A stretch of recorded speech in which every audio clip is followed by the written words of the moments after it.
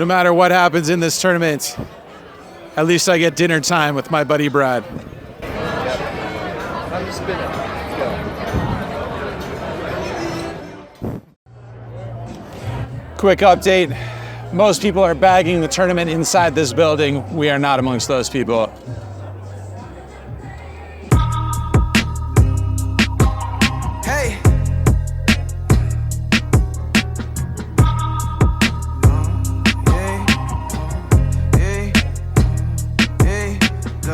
I'll tell you what, guys, those tournament things, they are not easy. Not for lack of trying. We are about 1 for 7 or 8. Busted the Millionaire Maker the other day. Busted the very last hand at the very last level of day 1 of the Millionaire Maker. $1,500, that's a bagel, that's a 0. And we got about 6 or 7 or 8 bagels, heading towards a dozen. One small cash thus far in the summertime poker tournament series. We got ourselves a cash into $600 Pot Limit Omaha tournament. Everything else has been a bagel. So the questions linger. Should I be playing tournaments? Should I just focus on cash games? I don't know. I don't think I'm ready to quit. I think I'm going to keep trying to improve, keep firing. My WPT compatriots, they say you just got to play a lot of them. We've seen Rampage find some success in these tournaments, and he says you got to play a lot of them. Eventually good things happen. We're going to hope for good things to happen in the cash games today. We're back at the Bellagio. We're hopping into the 510 just like old times, coming at you guys from the sports book here. I'm going in for $1,500. That's the max buy-in in the 510. Come back, report some interesting hands as they develop. That what ain't given is what you give out gets returned. Life's a gamble, roll the dice. Days on earth ain't promised, we just all living on borrowed time. Poker underway here, 5-10, no limit Texas Hold'em action. As mentioned, 1,500 maximum buy-in. I'm in for that much. Let's go. Very first hand, you won't believe what it is. Don't even try and guess. Impossible to guess. Pocket ace is the best hand ever created. This guy, under the gun, raises it up to $30. Only the player in the big blind makes the call. King 9 deuce rainbow. Big blind checks. We are wagering. I bet $20. It's a small bet. I think it's reasonable. So does the big blind. He makes the call. Turns the 10 of spades. Second spade on the board. Big blind checks again. I'm going to keep firing here. I bet $40. Maybe a check is reasonable since we lose to all 2 pairs and now a straight as well. Big blind is representing one of the above, maybe even a set because he's check raising here. He makes it $160 to go. I don't want to throw away aces just yet, although this is already kind of a sticky situation because we have no blockers, 2 to straight, and we could lose to some other hands as well. Anyway, I decided to make the call, see what happens here on the river. River's not a great card, it's another king, so now we lose the top pair as well. My opponent thinks for significant time before wagering one more time, $350. I don't think we can beat too much here. The only thing that we can really beat would be a hand like Jack 10, Queen 10, Queen 9 maybe, something like that. Something where it's like a pair plus a gut shot that is turning itself into a bluff that has blockers to the straight. Are those hands within range? It's tough to know. I've never played with this player before in my life. I think this board kind of sucks now for the pocket aces. Maybe I could have found a check back on another street, but I think on this street, facing this action, I'm just gonna have to let it go. Send the aces into the muck, not the ideal start to this session. All right, next hand, there is a raise from early position up to $30. There's 2 callers. We look down at ace, queen of diamonds. It's a very pretty hand. It can make a royal flush using both cards, and it looks very squeezable with these 2 callers plus the initial raise in there. I'm gonna do that. I'm gonna 3-bet, fire in $170, hoping to win it pre-flop, and if not, hope we flop a royal flush. We don't have to depend on that because my opponents all let it go. We win this one pre-flop. Next one, definitely more adventurous. In this hand, I opened the Queen 10 of diamonds to $30 from early position. The cutoff calls and the big blind calls as well. So 3 ways to a flop this time. It comes down at 9-8 deuce, 1 diamond, giving us 2 overs, gut shot, plus backdoor flush draw. Big blind checks. I decide to check it here. These middling cards should not exactly favor anyone in particular. I'm going to play kind of passive from out of position, multi-way when that is the case. Player on the cutoff is not going to play passive. He bets $70. Player in the big blind calls, we are of course calling with all of the above. Turn is a 7 in diamonds, which is very helpful because it gives us an open ender plus a flush draw. Big blind checks, I check it as well, and the cutoff continues betting. $230 is the bet size. Big blind thinks for a while and makes the call. So pretty interesting spot here because versus one opponent, I wouldn't definitely consider a check raise, probably all in, as a bluff, semi-bluff. We have the 10, which blocks the best straight as well. So with two players, I'm not exactly sure what to do here. We could still represent the straight. It'll look pretty strong, I think, check raising versus a wager and a call. But I think it gets through less often versus two players as well. Maybe that's not true. Maybe I have no idea what I'm talking about. Anyway, I decided to put in the flat call in this spot, take the conservative passive route, take my equity to the river, and the river's a good one. It's the 6 of diamonds, which gives us a flush. Big blind checks. I'm not going to check this one over to the cutoff because if he has a set or a two pair, then I don't want him to check back on the river here. I'm going to be betting, and I'm going to be betting large. Reason being is because I don't think we can squeeze out too much value from a set or two pair. I think a lot of the times they're just going to be annoyed and probably fold because it looks very much so like I am drawing after just calling on the flop and the turn. So when all the draws arrive on the river, I don't think we're going to be able to get paid by those hand classes. I think the play is to try and get maximum value from the nut straight or maybe the second nut straight. I go ahead and wager all my chips. It's somewhere around $1,100 at this point, which is a slight overbet to the pot, I believe, but not egregiously so, and I think it is the right play. As best you're trying to get the max from straights, maybe even from smaller flushes, and just abandoning trying to get value from sets and two pairs. My opponent in the cutoff kind of hems and haws, shakes his head, and is kind of disgusted by the run out, and he decides to let it go. Player in the big blind thinks for slightly less time, and he also folds. So unfortunately, no value after we get there on the river. Maybe check jamming all in on the turn is the play versus two players.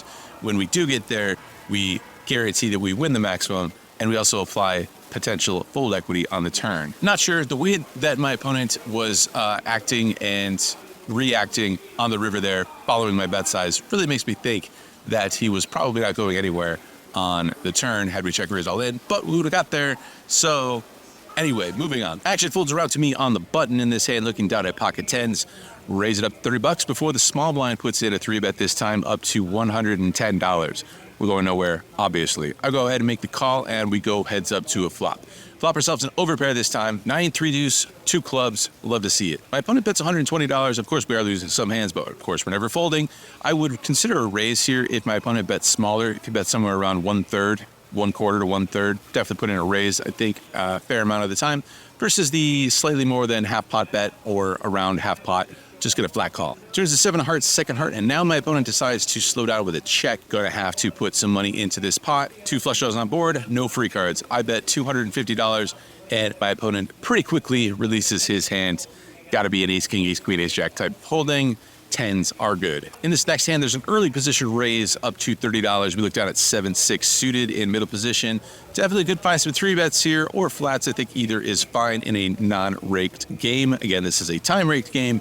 You can get away with flatting a little bit more often because there's no rake coming out of the pots. Small blind has other ideas, and he goes ahead and 3-bets this one up to $150. The initial raiser gets out of the way, and did I come all the way down to the Bellagio to fold 7-6 of spades?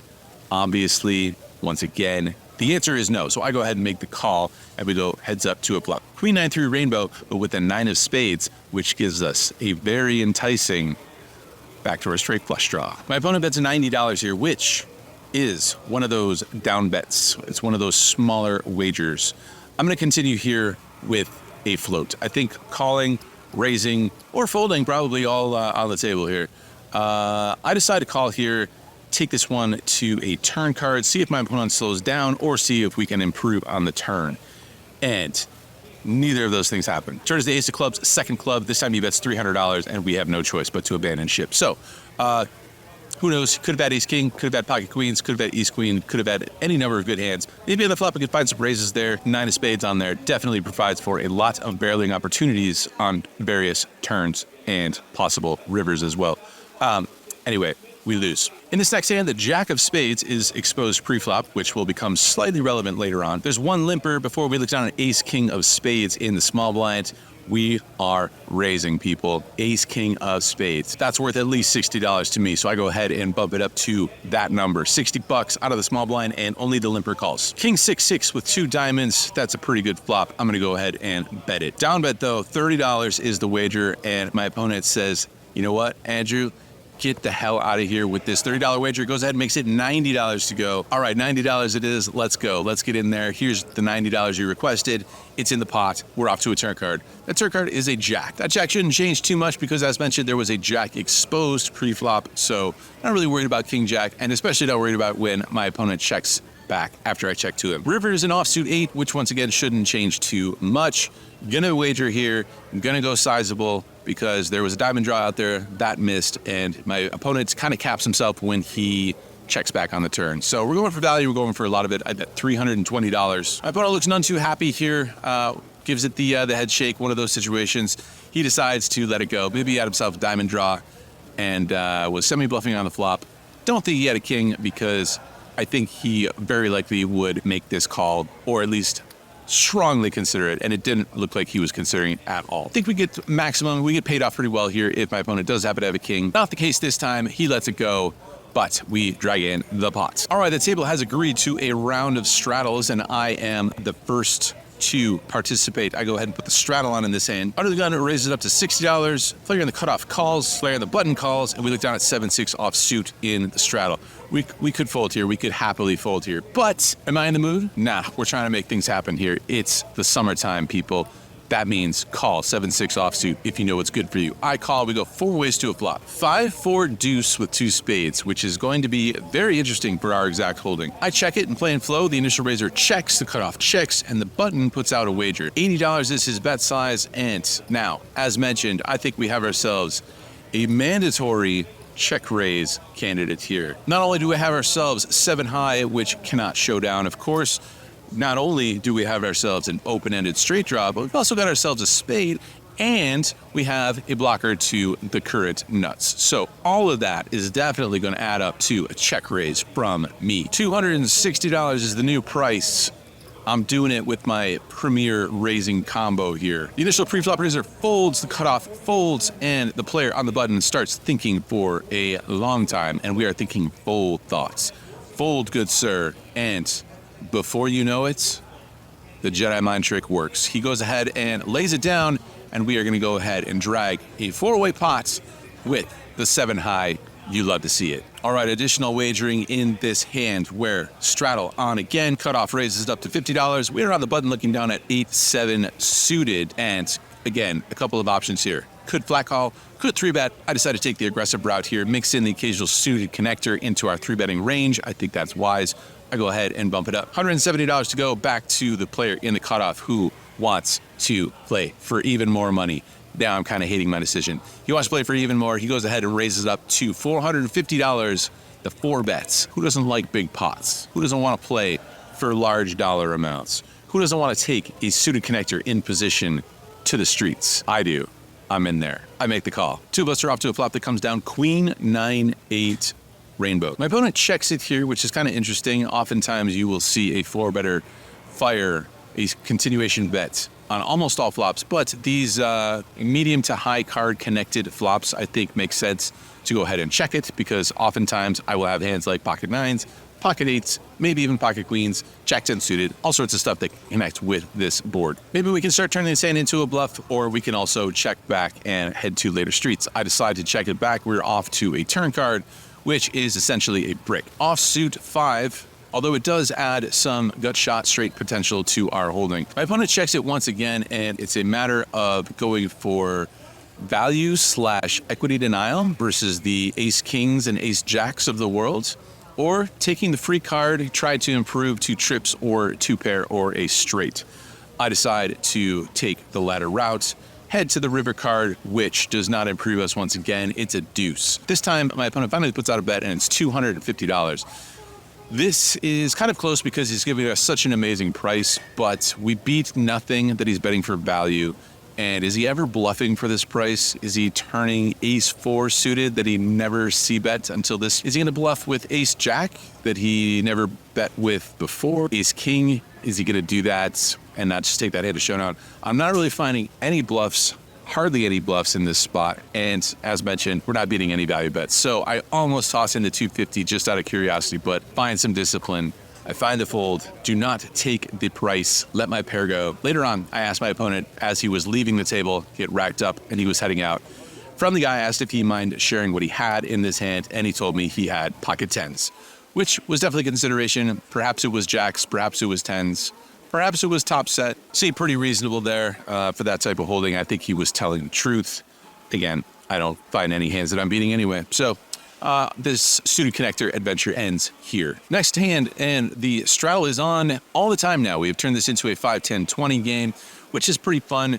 The downside is that the stacks are pretty shallow, so I think some of the edge is perhaps lost, but makes for a better game anyway. I think it's definitely more fun and exciting having more money in the middle all the time. Anyway, we look down at pocket eights in this hand. I'm going to go ahead and raise it up to $50. Player on the button and a player on the big blind both make the call. Through ace to a flop of 6 deuce deuce with 2 spades. That gives us an overpair with our pocket eights. Big blind checks. In these multi-way pots, I'm going to size smaller with my c-bets pretty much across the board, unless it is a flop that significantly nails my range. 6 deuce deuce, not the case. I'm going to bet $60 in this case. Player on the button calls, and the player on the big blind calls as well. Turn is an offsuit king.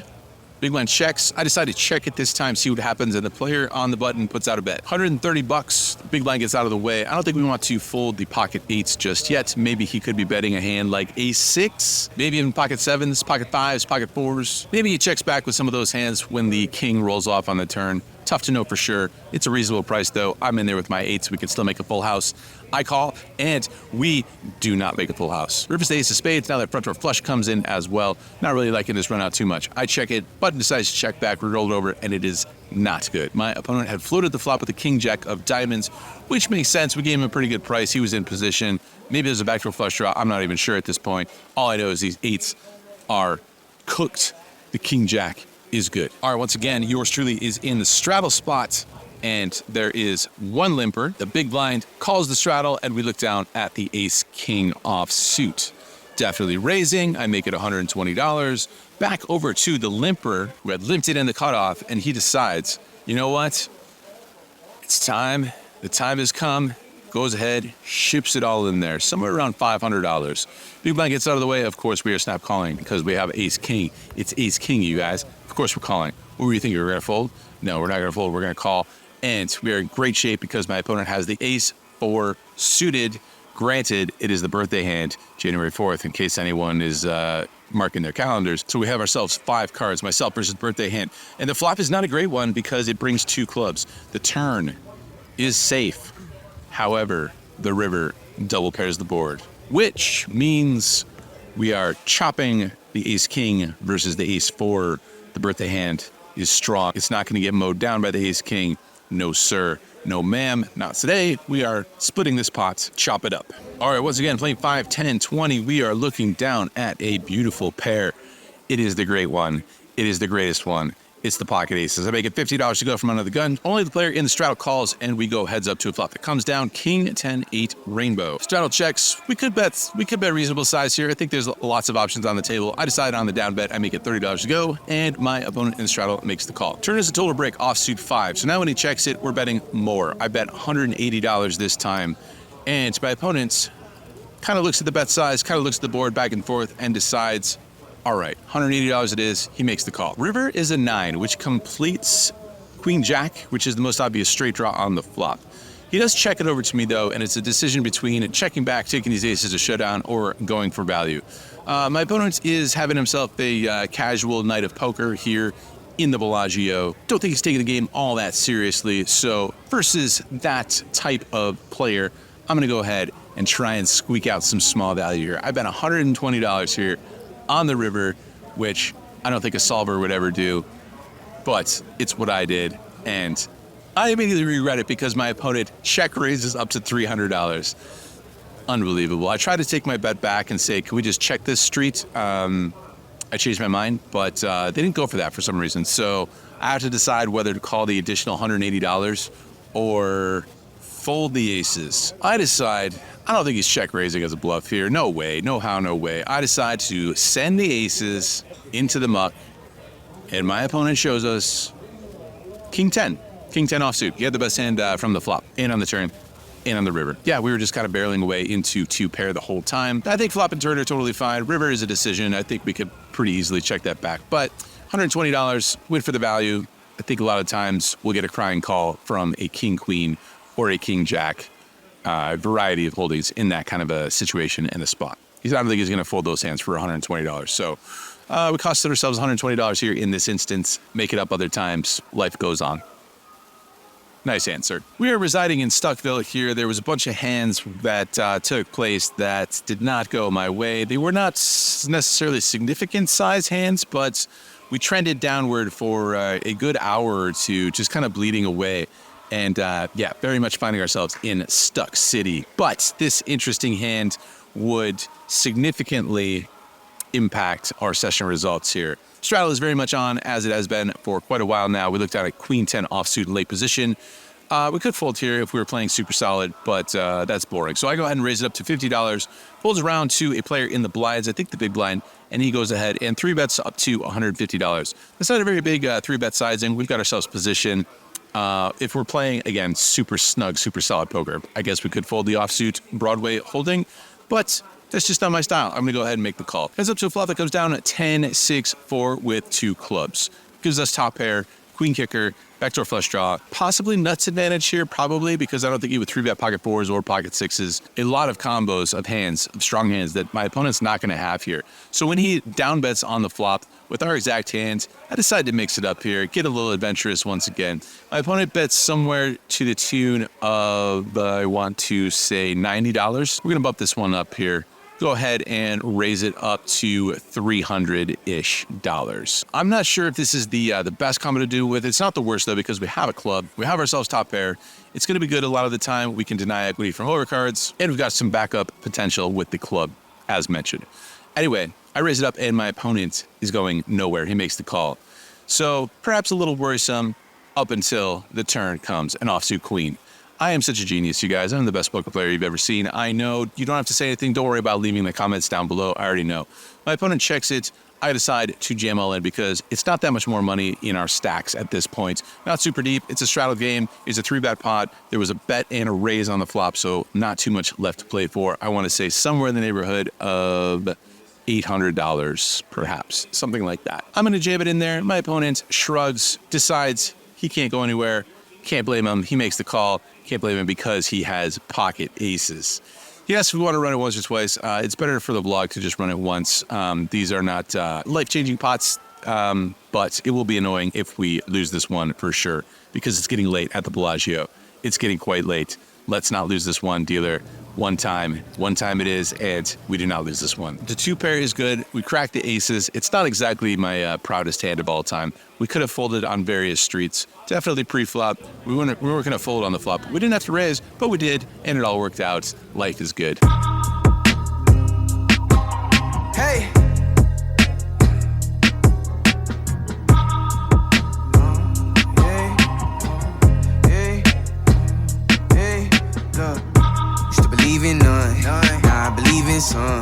I believe that everything happens for a reason. Casually wrapping up the session here at what I believe is 3 in the morning, leaving that place, the Bellagio. Just like old times, you guys. We had ourselves what is essentially a break-even session. We got into this game for $3,200, so we definitely added on over that $1,500 max buy-in, and we cashed out of the game for $3,486. So we profit $286. So as mentioned, essentially a break-even session. I am going to go crash because tomorrow is the $1,500 half no limit, half pot limit Omaha bracelet event over there right across the street. So gonna have to try and get some rest here. The good news is that it doesn't start till noon. There's a lot of 10 a.m. starts. This is not one of them, thankfully. Noon start tomorrow. We're back in the tournament streets. Is that a good idea? It remains to be seen. Honestly, I feel infinitely more comfortable in the cash game streets. Why am I playing tournaments? Do I care about the trophy that they are handing out across the street? 60 or 70 of them.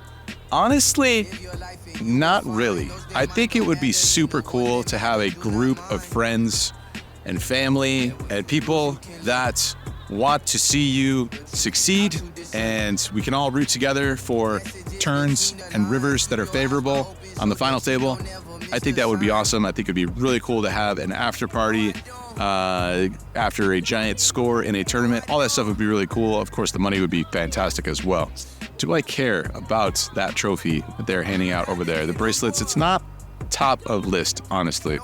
But I don't know. Feels like it's what I'm supposed to do. I'm going to battle here and there in those tournaments a little bit more so, but expect a lot more cash game action here on the channel. That there's still hope in the world if we just come together.